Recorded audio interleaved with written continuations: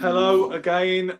With an end to the technical difficulties, I sincerely hope the rest of you who were tuned into that are able to pick up this new stream. Without further ado, I can hear Steve Robinson and Jacob Robinson. I can hear Esham Brown Sugar Pickering. So, Steve, there's been a renewed interest, a resurgence of interest in Prince Naseem Hamed lately because of the film. First of all, I'd like to ask, have you seen the movie as yet? Because you're in it. No, I haven't seen it yet. No, I haven't seen the film yet. Are you interested in it? Because you're portrayed in it. I haven't seen the film yet, but I'll probably watch it. Yeah, I will watch it. Personally, I don't think they portrayed you that well because it doesn't look like you. He looks too big, like the Naseem Hamed looks too big as well, to be honest with you. He doesn't really look like the sleek, kind of perfectly sculpted fighter that you were. He looks more like a nightclub doorman. But, Steve, because there's been a lot of discussion about Naz lately, I've seen, including a post from yourself and Jacob the other day, but also some Welsh boxing fans insisting that you only had 3 weeks' notice to prepare for that fight in September 30th, 1995. Initially, I didn't believe it, but you have since come out of the woodwork and told your story on that. Would you pick it up for me, please?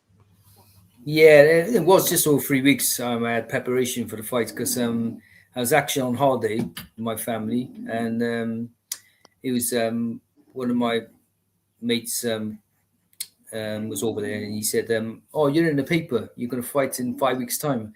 I said, "How can I fight 5 weeks' time? I'm on holiday, like my family."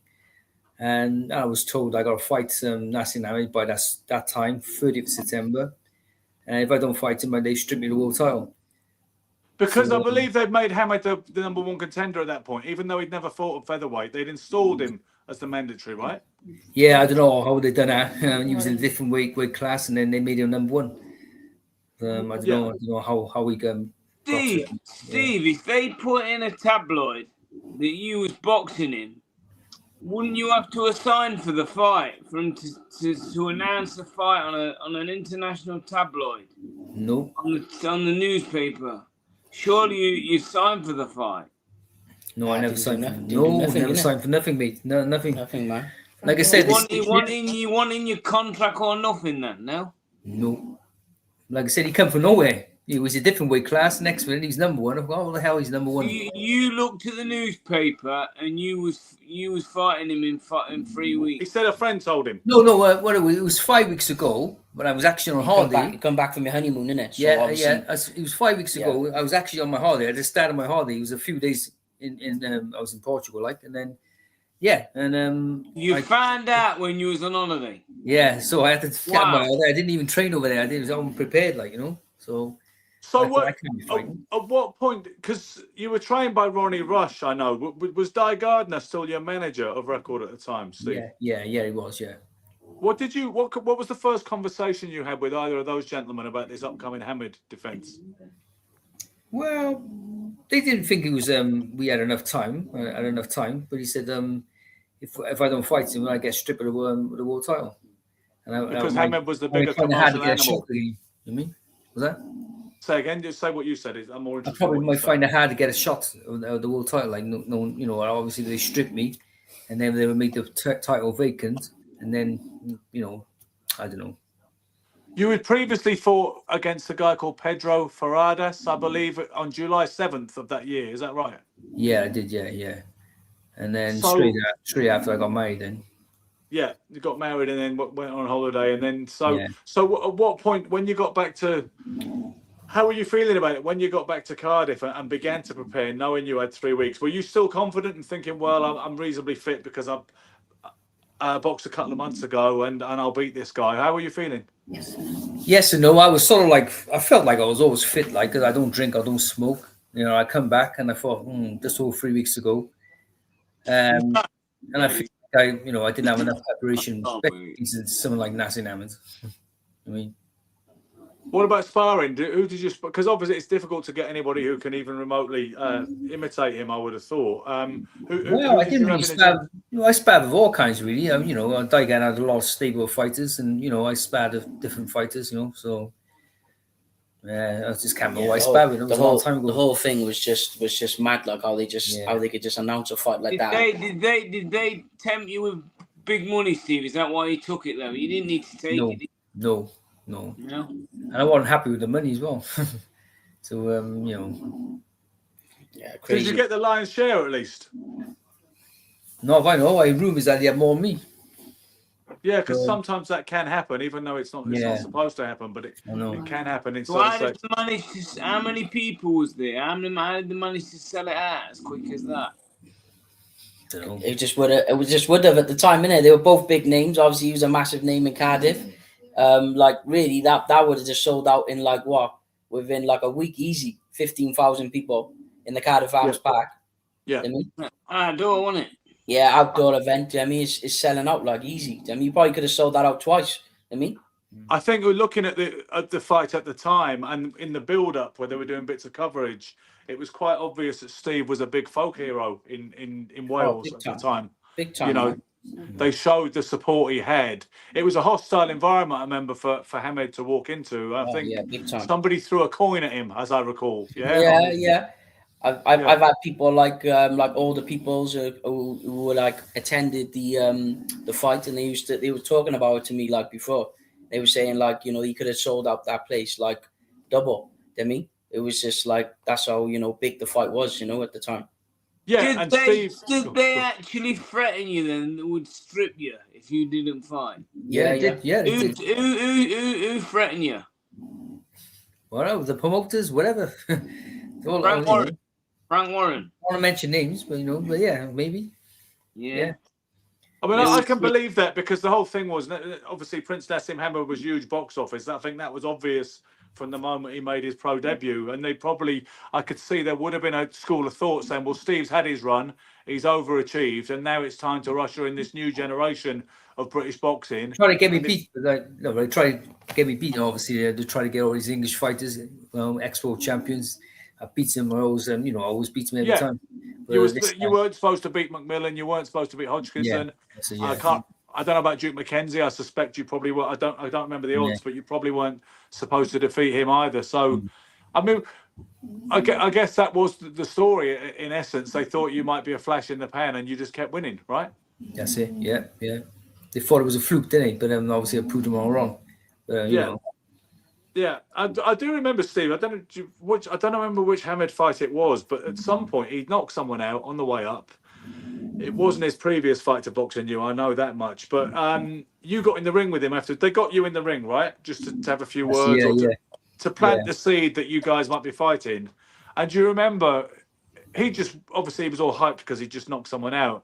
And when you came in quite politely just to say hello, essentially, he said, "I'm going to knock you spark out, my brother," or something like that. Do you remember that? Yeah, I remember it. Yeah, I just laughed at him, really, and I thought, I saw your eyebrows raised as if you were like, you almost looked at him as if to say, "Are you really going to go there and do that when I'm just being awfully nice and coming to be respectful?" He's just a cocky guy, and he's selling the fight, he was selling the fight, like, But I believe at the time I'd be too big and strong for him. But he was stronger than I thought, really. But I just wish I had more preparation, because when you're like half fit, you can't take a shot very well. Your reactions are not as quick, and it's just like 100%. So me, I'm a super fit person. Do you think with 5 more weeks' notice it would have been a different fight then? Yeah. The punches would have bounced off me, man. I would have walked through him. You watch that fight though, like. Towards that, I know it was 8 rounds, but you look at like 6 and 7, you could see Naseem was starting to like get so frustrated. He was like almost like he was like switching off. He sort of went a bit quiet, and then obviously caught him with that shot in the 8th round. He sort of slipped over, but like give the champion his 8 or 10 weeks notice, man. Is Naseem was a great fighter. Don't get me wrong. Maybe 10 or 8 or 10 weeks. Maybe wouldn't have beaten him, but it just you gotta give the champion his preparation, man. I understand that, and I respect that, Jacob. That you admit that maybe your dad couldn't have beaten Prince Naseem Hamed on his best night, but at least he should have been given the best opportunity to give his best effort. He was a great fighter. Do you know what I mean? I ain't taking anything away from him, but it's just he's the champion money, and he was the challenger. So you just think, and I think another thing as well, I was probably a bit burnt out. So that was my 9th world title fight in 2.5 years. Yeah, you was boxing every 12 weeks. Every 3 months or whatever. Yeah, it's crazy, man. Yeah, I know, crazy. It was almost like the Chris Eubank run. Remember when Chris Eubank was senior, was fighting every 8 weeks at one point on Sky? Same with him, definitely, No. Same approach. Steve, would you talk about power? And you say that if you'd have been fully fit, then your punch resistance would have been better. I mean, how hard did Naz hit ultimately? Was he the hardest puncher you fought, or not? Yes and no. He's a hard puncher. He just punches. You just don't see the punch in it. That's the ones that hurt you, like, you know. But you believe that, yeah? Last big rounds, but he didn't take me out in 1 or 2 rounds. But yeah. I mean, was he a better boxer than you thought he was? Was he? Because I feel that Naz was a bit more elusive when he fought you than he was a few years later. When I think he started to get a bit lazy, complacent, relying on the power all the time. I think maybe it was the best he was ever going to be when he fought you. In actual fact, was it hard to hit? That was his best, obviously, performance. Like, you know, it was like with Mike Tyson. He was at his best when he was 20, innit, for some reason. But he was at his best when he's 20, 21, 22. And then somehow he just faded in. And then, he was a good fighter. Did you not ask for a rematch, Steve? I did, yeah. I had to come back. I was on an unbeaten run for myself. I won the European. And then... you did? But I just didn't come along, No. Somebody just commented actually saying, don't forget Steve had 19 fights after Hamed and he beat quality operators. The Mackenzie fight was a terrific fight. Yeah. So, I mean, did you take a keen interest in the Hamed story after you fought him, particularly? What do you mean? In terms of following his career and either rooting for him or maybe wanting someone to come along and maybe beat him and knock him off his perch a bit. Did you have any particular attention on his career afterwards? I know. Yeah, I did follow his career. He was winning good fights, and then he went up a class. And obviously against Beretta, Beretta showed a way to beat him. Against southpaws, you got to move to your left, and he didn't couldn't angle his style, like, but yeah. I mean, would you describe yourself as a fight fan, Steve? Were you always a fight fan, or were you more the kind of guy, business-like, who did your own thing but didn't necessarily care to watch it outside of office hours? I was always watching boxing, man. Even when I wasn't fighting, I was always watching fighting. I used to watch Easton. Easton Pickering fighting. Yeah, he was a good fighter.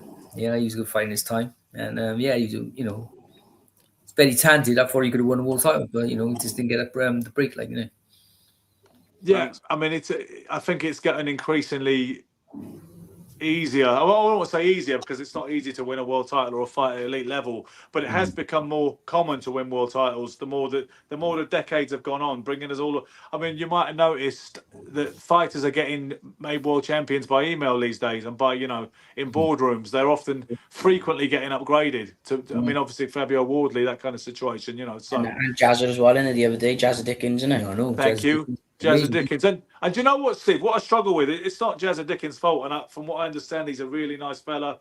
Good fighter, Jazza as well. I like Jazza. I speak to Jazza now and again. He's a top guy. Yeah. Nice guy. Yeah, he is. But what he said was, his was the longest wait to become a world champion since Archie Moore. And I found that just a little bit hard to swallow, given the circumstances of getting that world championship status by a business decision, a political decision. I thought it was a bit strong trying to mention Archie Moore in the same breath, but I feel as if we should talk about Jacob a little bit, because he's come on. His career is ahead of us, and his best nights are still to come. How long have you been at this now, Jacob? I turned pro end of 2017. So yeah, I've been a pro for a while now. It's obviously been a bit stop-start with injuries and stuff, and also I had the lockdown. Which obviously wasn't active in the lockdown, but so obviously I know I got like a few years left in me now, good few years left, and obviously my best nights had to come, like. Yeah, it's about you boxed for the Commonwealth title against Nathaniel Collins, right? Yeah. Good fighter, Nathaniel. Well, he beat me on points. I went up to Glasgow to challenge. Good fighter, but I wasn't 100% going in. But I lost to the better man on the day, and obviously I'm just here to just prove myself now, back again now, from injury and stuff, and yeah. There's a lot changed in boxing in the last 2 years when you've had the Saudi influx and you've got the Dana White kind of takeover bid by his own admission. Do you consider it a very exciting time to be a young professional boxer? Oh, definitely. You know, obviously with the whole Saudi thing, what you just mentioned, then is a lot more opportunities now. So I just want to get back active now. I boxed in September, and then I just want to get back active now. Hopefully, I should have a fight date soon now, and I just want to get back active. You got a promoter on board. You got a promoter on board, Jacob? No promoter. Just my dad managing me. Yeah. I was managed by MTK for a few years. Yeah. And then also Lee Eaton then for the bit. Yeah. And then obviously I had my injury, and then I've just got my dad to manage me now, and we just get back to it. What about coaching? Does Dad coach you as well, or do you? Got he coaches me too. He coaches me too. So. How is that, Steve? How is it coaching your own flesh and blood? I know there was another son as well. I think Luke, was it Cool Hand Luke Robertson? Yeah, Luke. Yeah. Well, he does amazing. How is it when you coach your own? He tells me straight, man. If he's not happy with something, he just says, "No, like this, do like this." And, no, I know. I've been a world champion. I can't argue. I can't argue too much with him. He's the champion. So, but you know, we both like that sometimes. But we're both on the same wavelength, finish. So I can't. I think it's good sometimes for the fighter to second guess the coach sometimes, because you do need to have a dialogue. I think anyone who's just going to be a robot and do whatever the coach tells him, box to orders. Sometimes you might say, "Nah, Dad, I can't hit him with a left hook. I'm better off, setting him up for a right hand and whatever." I think it's good to have a bit of dissent in the ranks sometimes. 100%. No, you're right. You're right. 100%, man. Yes, so, no. but I can't. I think you two are more like brothers, though, more than fathers. Yeah, man, we're more like brothers, man. Yeah, man. Yeah. Well, I've got to say, thank God you don't spar anymore now, innit? I know I don't spar them all now. Have you ever sparred with your dad? Yeah, years ago when I was. I sparred more with my older boy, my older son Luke. Yeah, Luke used to give you some good spars, man. Yeah. So yeah. I mean, I've got to say, Steve, you are one of them ageless sort of characters who just looks like you're not hardly an ounce over your old fighting weight. You still look ridiculously young, like you're using some really secretive brand of Nivea Visage. Is that down to clean living, or is it just good genetics, a bit of both? Clean living, good genetics, bit of both, really. Yeah. Because my father's 93 years old and he still looks well. Yeah, wow. Really? I know. Yeah, he's amazing. He's still fit and well. He's still upright, So you got many siblings, Steve. What's that? You got many siblings? Yeah, I got a few. Got plenty, man. Father's Jamaican. In Wales and Jamaica, yeah. All over, man. All over. I think I've been in London, everywhere. Like, I know. What we're talking about, the Robinson family clan. Siblings yourself? You got many siblings yourself? Sugar, yeah. You got many brothers or sisters yourself? I ain't got any, mate. I'm an only child, me. Oh, okay. Yeah, only child. Yeah, man. Funny, I've never actually asked you that, Shug. I think I did assume you might have been an only child for whatever reason, but never actually asked you that.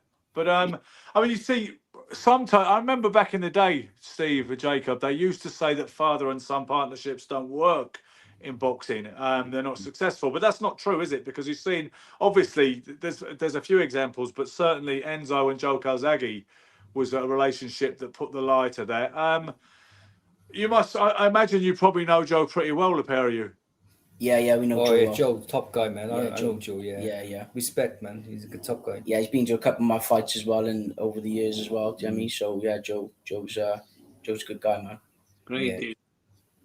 Do you think I'll ask you a few questions, if I may, about Joe. Do you think Joe would have beat a peak version of Roy Jones? His pause. Yeah, as much as we love Joe, probably Roy at the time, he was just like, he was a good fight. He was like the unstoppable Superman, wasn't he? Superman. We're living a very close fight. I don't know, but I don't know. He just looked like, don't know. I agree with you, Steve. I think he'd have given Roy a big argument back then. Even I don't think it's an absolute written in stone that he couldn't have beaten Joe if they'd have fought. I don't know, maybe back in, let's say, 2000 and 2005 or something like that. Actually, that would have been a bit late, wouldn't it? Because Roy had sort of gone up to heavyweight and then come back down. But if we'd have fought him, let's say 2002, I wouldn't write Joe off. You might veer towards Joe. What about Andre Ward, Jacob? I think it's a 50-50, isn't it? Him and Andre Ward. Obviously, I know Andre's a good fighter too, but Joe's work rate again, isn't it, man? To me, his work rate, and I think if his hands weren't damaged, like he could hit, can he, man, as well, Demi? So it's if his hands didn't go, he'd be something special again, isn't he? He was special, but Demi. But yeah. What did Joe with his hands?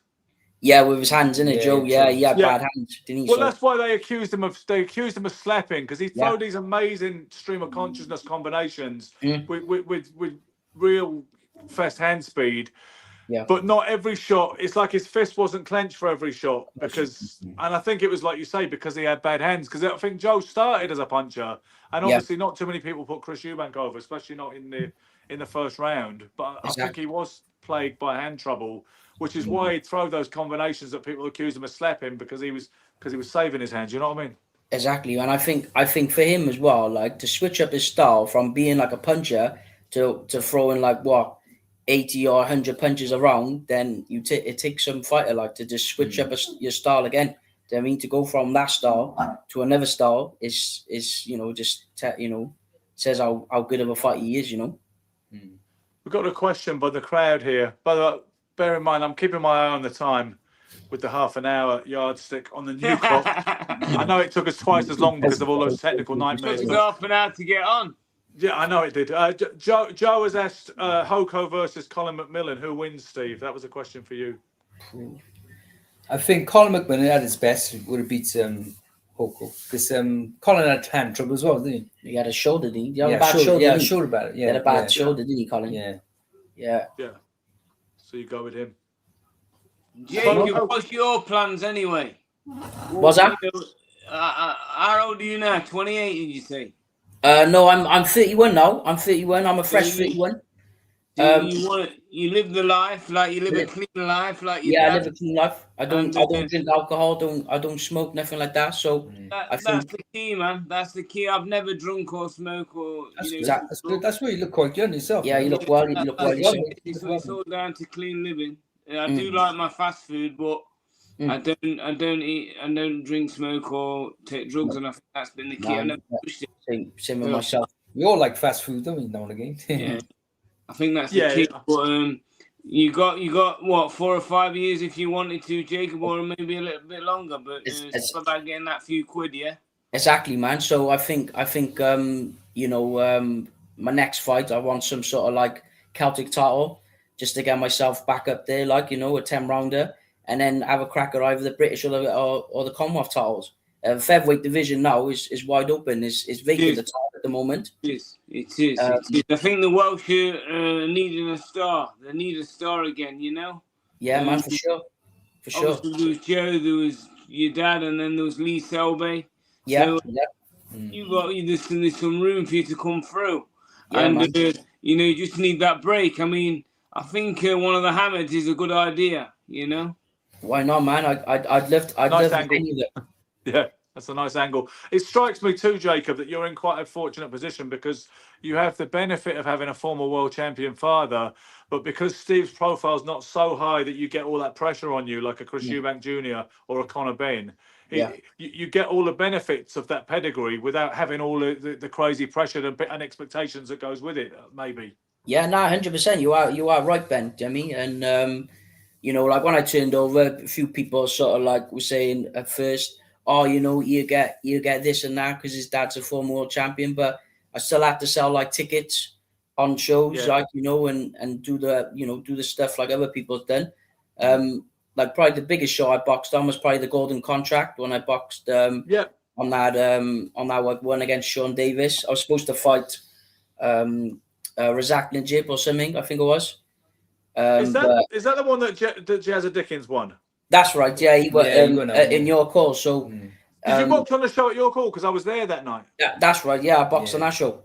I'll see you then. I was on pretty early. I was. It was like literally. It was so early, about 5, something like that. 5, half 5, something like that. maybe I'd not got there at that point. I think I may have arrived a little after that. But of course, but yeah, I boxed on that show. But other than that, like I boxed on like ESPN. But other than that, I haven't really boxed on them like on any of the big shows, and that's what I want to. That's what I want. Like, you know. Yeah, he needs a break. Man. He needs to get a break. Is your motivation primarily financial and about securing yourself in that way, or are you more thinking of glory and legacy and the Robertson family name? I think like at this stage now, I think you can't really think of money because it's not massive money where you fight at this stage, you know, like especially like area titles and all that, you know. But if I can get past that and then go on to domestic, then that's the plan, you know. And yeah, and you know, obviously I've only had like 11, 12 fights now. Yeah, I think 11 I've had now, and that's the plan really. Just get an area title now at the Celtic, and then just go from there. Okay, lads, really appreciate you coming along tonight. I'd like to close it out with asking you. I'd like to ask you for 2 predictions, both of you, with upcoming fights at the weekend, and then I'd like to ask Steve, give him the last word with a question about Naz. First off, predictions, boys. Josh Kelly versus Bekram Murtazayev, I think it's pronounced, in Newcastle for the IBF light middleweight title this weekend. Who do you fancy? It's a close fight, isn't it? You know, he's a tough geezer, isn't it? This guy he's fighting, Josh Kelly's fighting, isn't he? So, you know, I'd like to see Josh do it. I have a feeling he's going to do it, like, but it's a close one, isn't it? Like, I think. Well, I haven't seen much of Murtazayev, but I hear he's a real beast. He's like a kind of better BF light kind of character, you know. Not an easy night, Ben. It's not an easy night. That no, you're right. He's not really. Is he on home soil? Where is he at? Where's he at? Yeah, he's on home soil. He's fighting in his own backyard, Josh. It's not an easy night, mate. It's not an easy night. It's not an easy man. But I have a feeling though, a gut feeling he might do it though. But it's it's going to be a hard one, isn't it, man? So. Maybe swinging towards it. When did last box, Ben? When did Josh last box? I don't know. I'm struggling to think. No. I mean, he boxed Ismail Davis on the. I think it was the Wembley show, wasn't it? That must be a year ago. Yeah, the Wembley show, wasn't it? Yeah. And he struggled a bit towards the end against Ismail Davis, but whether he's been out since then, I couldn't tell you. I should be able to tell you, but off the top of my head, I can't. Steve, do you have an opinion on that one? I mean, will you be tuned in at the weekend? Yeah, I got a feeling Josh Kelly will do it. Yeah, he likes. I like his style. Man. Yeah, he's good. I like his style. And he's a good boxer. They always say a good boxer beats a good fighter, isn't it? So yeah. Oh, it's interesting you say that, Steve, because that's what Gene Tunney said way back in the day about Jack with his rivalry with Jack Dempsey. He said, "I always say the boxer beats the fighter if push comes to shove." It doesn't always go that way, of course. But I mean, what did you consider yourself, Steve? Would you? You don't have to categorize yourself as either, because maybe it's a bit too simplifying the situation. But did you consider yourself primarily a boxer or a fighter? Box fighter. There you go. You were the quintessential box fighter. No, I did the basics well. And, you know, I had a good jab, good defense. Yep. So yeah, I was more of a box fighter really. I could fight as well as I box. Like, you know, I could keep on the end of my jab. Then I kept on the end of my jab. I kept jabbing his head off, and then I ended up stopping him. So yeah, I think you were also a great two-handed combination puncher. Looking at some of your fights again today, just to get myself in the mood for this interview, I just see that the way that you would open up when you had a guy hurt and just let those shots fly. Boom. Almost squared up a little bit at that point, and then just like jab, cross, hook, uppercut, and they just kept coming like the kitchen sink. But no, you know what? If someone said to me who didn't understand boxing, what is a box fighter? What does that mean? You'd be one of the examples I would think of. I'd say kind of like Steve Robinson. That's a box fighter. It's that defines it pretty well. All right, the big one in New York, lads. Teofimo Lopez versus Shakur Stevenson. Jacob first. Oh, it's whoever turns up in there. I think with that. I think you sort of have to go with Shakur, but I think Teo's underrated, man. Like he beat Lomachenko in it, man. To me, and and I think if he turns up, he's a problem, man. He can punch as well. He can box. He's a good fighter, Teo, man. I rate him. But Shakur, he's just so awkward. He's just got that style. I mean, the distance. He just gauges distance so well. Just keeps you at the end of that. So.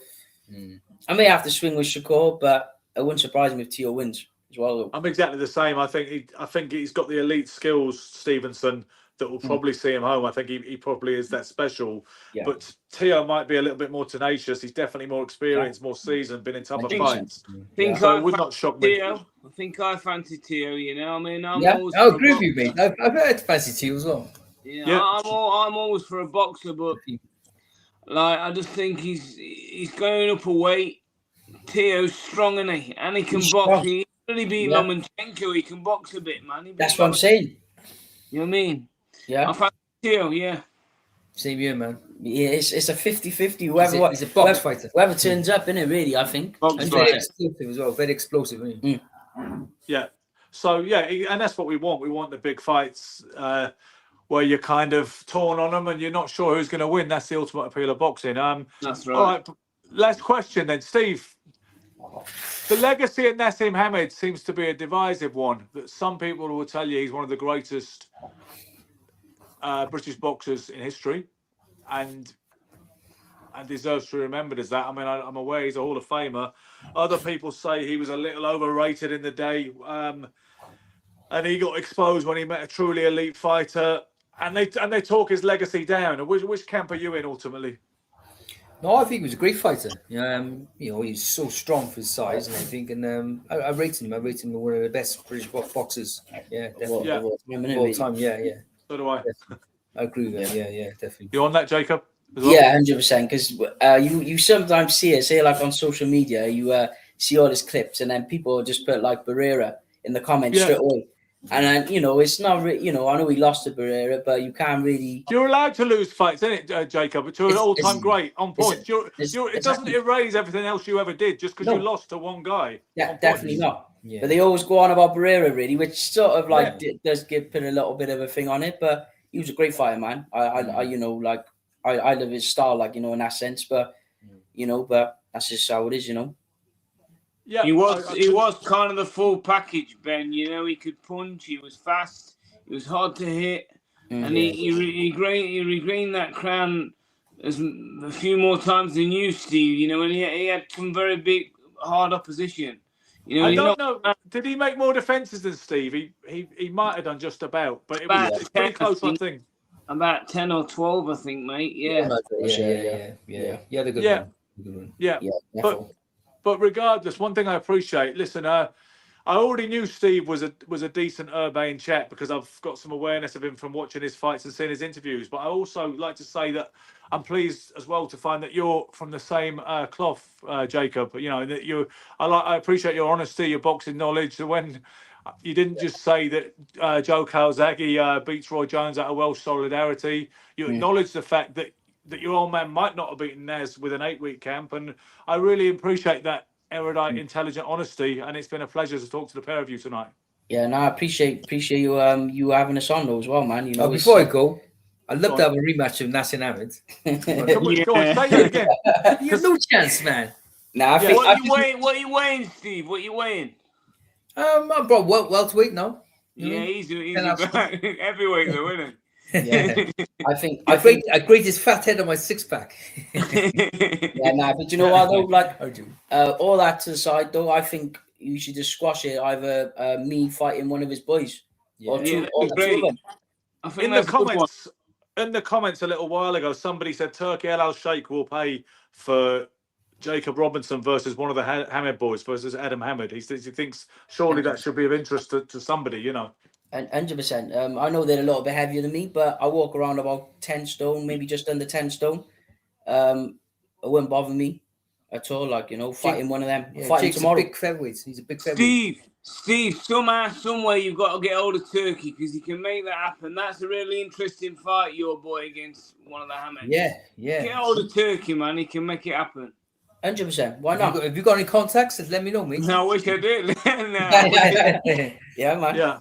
Well, I must say, I've never met Turkey El Sheikh. I've been in the same room as him, but the first time I ever saw him, it was at the Day of Reckoning press conference. Remember, right, nearly Christmas 2023, when they had AJ versus Wallin and Wilder versus Parker and all the rest of it. And he was up in the stands. He wasn't on the dais with everybody else. He was up in this this balcony somewhere. and then he suddenly spoke from this microphone that came dropped in front of him and everything. But I think Gareth A. Davies knows him. Maybe I should have a word with Gareth and say, can we make this Hamed Robinson Mark II? What'd you say, fellas? I'd love it. I'd love it. All right. Well, Steve, couldn't you get hold of Frank Warren? Do you speak to Frank? Because I mean, he could. I do. Actually, I do. Yeah, I do. Yeah, I do speak to Frank.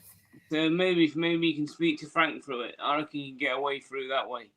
Yeah, there's a comment there saying I would pay to see Adam Hamed hammered by Jake Robinson. He's definitely no, he didn't say hammered. Sorry, he said I would pay to watch Adam Hamed versus Jake Robinson. There you go. Well, you've got one ticket sold already. We're going at a great pace here. Yeah, 100%, man. Yeah, Why not? Yeah, that'd be good. Yeah, I'd fight him tomorrow. Do you know what I mean? Yeah, good idea. And I will get hold of Frank Warren to see if I can try. That's the one. That's the one. Yeah, that'd be definitely Okay, listen, gentlemen. I apologise as the show host for the technical car crash we had in Installment 1. I really appreciate you guys hanging in there. You know, when some people might have just given it up as a bad job. I'm going to tell you, it's never happened before, but former WBO Featherweight Champion Steve Robinson and son Jacob Robinson, up-and-coming featherweight contender, triple champion Esham Brown Sugar Pickering. Thank you all, and good night. We can say good night actually away from this live. I can end the live, then we can say our goodbyes. But to anybody who stayed with us and persevered, I hope you found it had some kind of merit to it. In the meantime, be lucky, keep punching. Thank you.